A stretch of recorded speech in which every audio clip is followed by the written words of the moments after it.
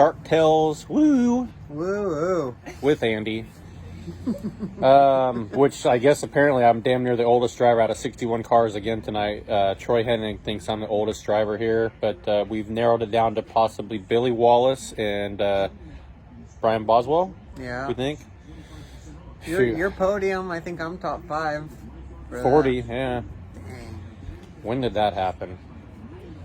Okay, so 61 cars. Talk about your qualifying effort.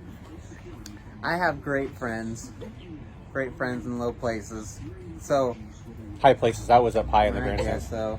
so. So a lot of these kids, they do the veteran move when they bobble out of turn 4, and like, oh, that lap wasn't gonna count. I'm gonna go reverse. They turn and around. redo it. Don't That's trip, a veteran don't move. trip the beam. Well, Right. it used to be a beam. Nobody knows what a beam is. I know. They used to put a light on the front stretch, and the light beam would go across and hit something else on the other side of the wall. Right. And that was what timed us. Now we have transponders. Yeah. Well, when you started, it was a sundial, I believe. Some people have transponders. An hourglass. Hourglass. Yeah. There we go. So, Nope, the scorekeepers just counted. 1 1,000, 2 1,000. so I go up when I do it right. I know I'm gonna suck in qualifying. I just get to make the transponder fall off the car. Oh, that's Basically, talent. That is veteran move right there. So, yeah, no transponder. Didn't get my qualifying lap. They tell me to go over to the push-off lane again. Which you didn't see the black flag because you weren't paying attention. I did not see a black flag. I never see the flag in either during qualifying. I'm just focus on 2 laps, holding my breath, basically. There have been times where I thought, man, was that 2 laps? I sure hope that was 2 laps. I didn't know if I took the check or not. I've never screwed myself, but there have been times where I have confused myself. Yeah. And especially if you go out first, sometimes they give you the 3 laps. 3, yeah, like the warm-up lap. That was the old beam like, thing. Yeah, they'd test the clocks. Right. Because they didn't put the clocks out for hot laps. Yeah. But anyways, go ahead. We're still on Thank qualifying. you. I know. And then my good buddy come over here and said, dude, you are looking horrible out there. Run this line. Save my butt. So I don't know if you guys remember last year at Hanford, I saw a line that I thought Sean should do, but he was way over in staging, and I thought, man, I'm not sure I could get over in time to tell him. So I told myself, don't go tell him. But I think if there was like $1,000 in the line, I could have gotten over there. So I've thought about that for like 6 months. So Ryan Robinson goes out, and he turns like 3/10 faster than anybody else, just rolling the middle. Because the top was really ratty, and nobody was really doing it good. So I thought, I wonder when Sean goes out, maybe I should go tell him. And I looked to see who's next, and here comes Sean on the track. So, well, I can't even tell him now. Well, then it gets the black flag, so I'm like, perfect. I can actually make up for that time at Hanford where I didn't try, and I'm going to go tell him to run the middle. What a good friend. Asshole here drives all the way back down to the freaking push-off lane, drove right by me, drove by the scales. I think, well, he's going to stop at the scales to find out why did they black flag me. No, he drives all the way down to the push-off lane, and I'm pitted in turn 3. So, and I'm like Jerry Rice when it comes to, like, I like to feel good, look good, do good. Mm-hmm. Now I'm sweating like a whore in church before I qualify because I go down there. And what place did you qualify tonight? Yeah, 3rd overall, 2nd in my group. Damn! I wasn't even 3rd overall in my group. So I sit up and watch like 50 cars qualify. Nobody hit the top good, so I'm going to run the middle.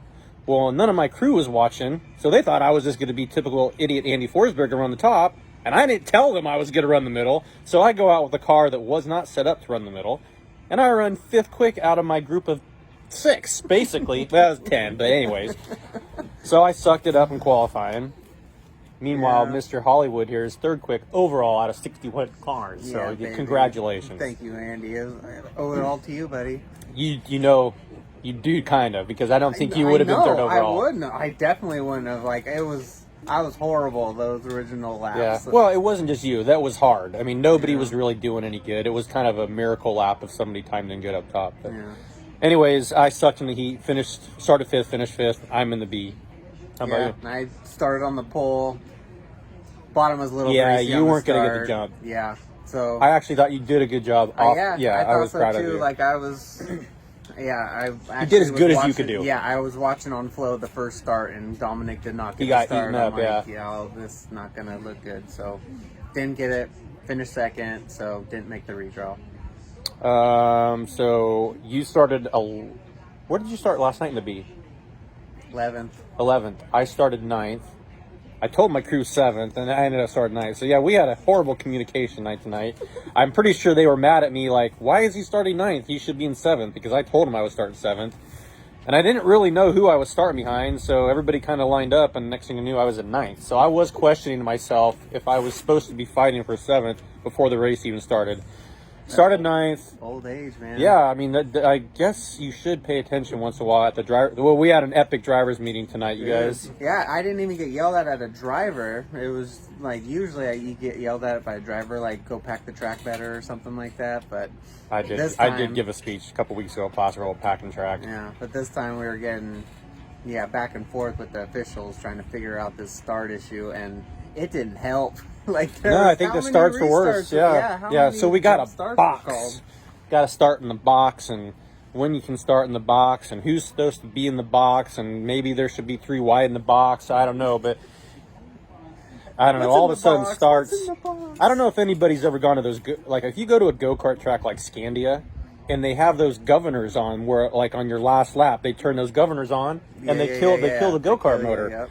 And they don't run right. So I think we need that in our sprint cars. So we all have governors in our sprint cars, and we can be full throttle, like going up there, pop, pop, pop, pop, pop, pop, pop, pop, pop, and then when we get to the box, the official just clicks a switch, and we just all go like hell. Oh, yeah, that sounds like great fun. Hey, well, we'll at least start at the right spot every single time. That is true. Yes. So yeah, Controversy there. you know what's good about Boxgate is you and I are never in the front anymore, so we don't have to worry about where we start. When they're starting in the box, typically we're in turn 3, so I know.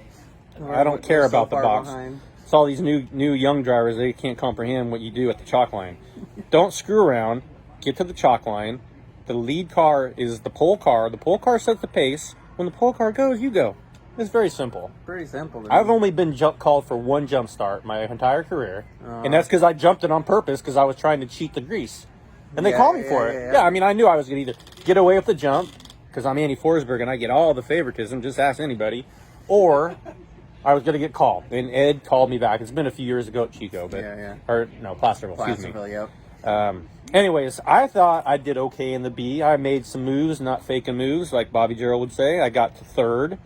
And started 21st, buddy. 21st in the main. Thank you for knowing, because I didn't know where I was starting.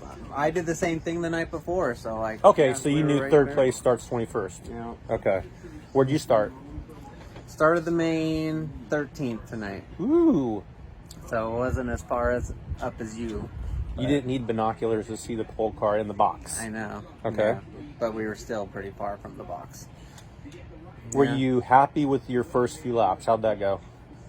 Decent, yes. Okay. I was able to roll the bottom of the first corner and then get up as soon as possible, and just, man, it was chaos. Like, I'm sure the fans liked it, but man, just you're going that fast and cars going up and down and across. It was You were either in ice, just imagine being on an ice rink and then skating into a 10-inch curb. That's basically what it was like. So I don't remember making many great moves at the beginning, and then all of a sudden I kind of got in a rhythm, and then I started seeing the 35 car, and I was like, there it goes. He got up in his seat. Here comes campsite bragging rights. Where's my trophy for being the top winner in the campsite?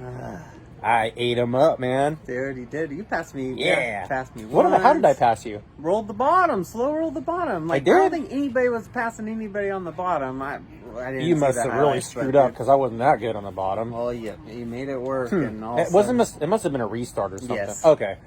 Restarts weren't wonderful for me. I never really.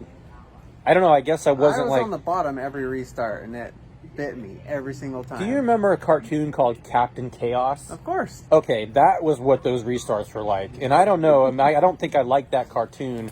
And those starts were just crazy chaos. And I don't know, I just didn't learn to drive like that. That's something that I don't have, like literally just full throttle and in the turn. I know, I told my car owner, like car was good, Dan, but I'm sorry, this is just not my forte of driving style. Like, just sail it in there and hope I don't wheel somebody. Yeah. And like, maybe if you do wheel them, it gives you traction to get away from them, right? Oh, I know. So we already have talked a little bit about our race. Corey Day. Dude. I'm in like 8th-ish place, and now I'm by myself. I'm just making laps. So I'm kind of like satisfied. Okay, just get the traffic or maybe a caution.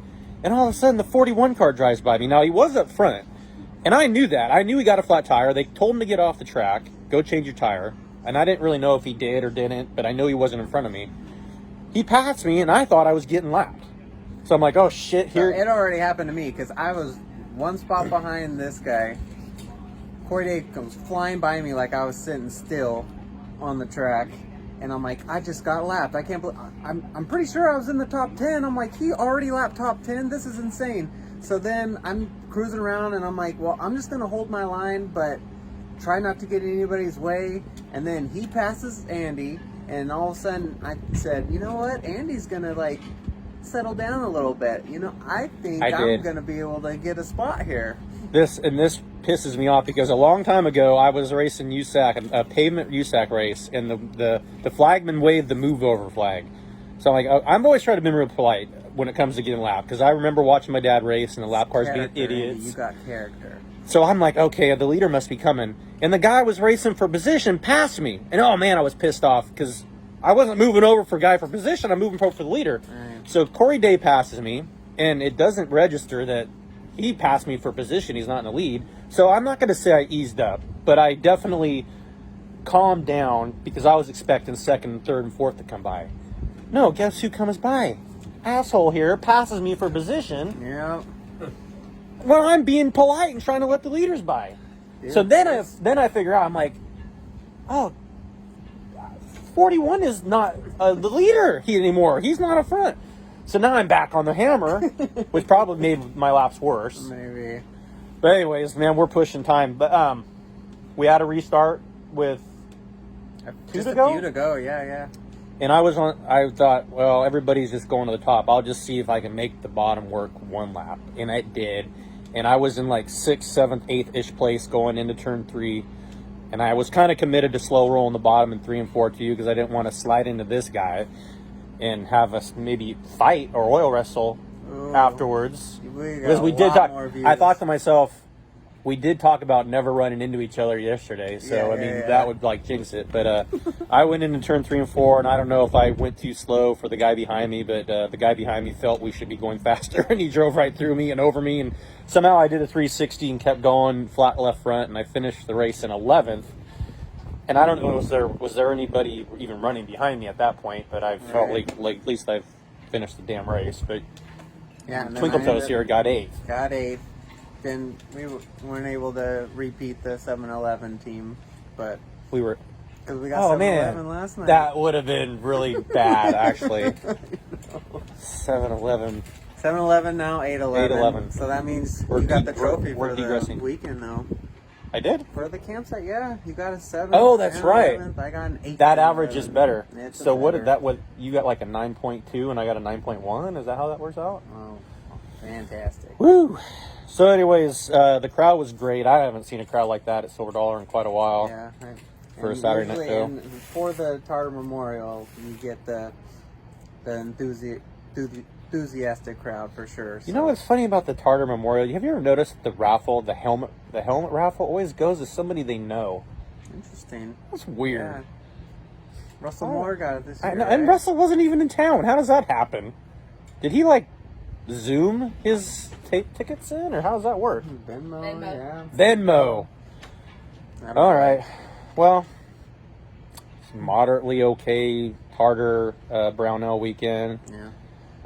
I will be in my car back here in Chico on Friday, in Placerville on the X1 Saturday. What do you got cooking? So 83V here Friday for cool. Sure. And then possibly Placerville. We'll see how it goes. Try not tearing it up. Maybe he'll take you there on Saturday. Well, we'll see. If there's no 92 in my way, I'll maybe not wreck it.